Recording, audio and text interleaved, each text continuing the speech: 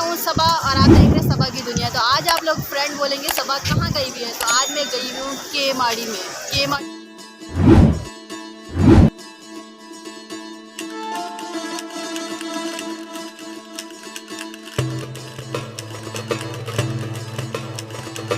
देखें आज मैं कहाँ आई हुई, आज मैं आइसक्रीम सेल करने के लिए आई हुई थी। आज मेरी शूट की आइसक्रीम सेल करनी थी।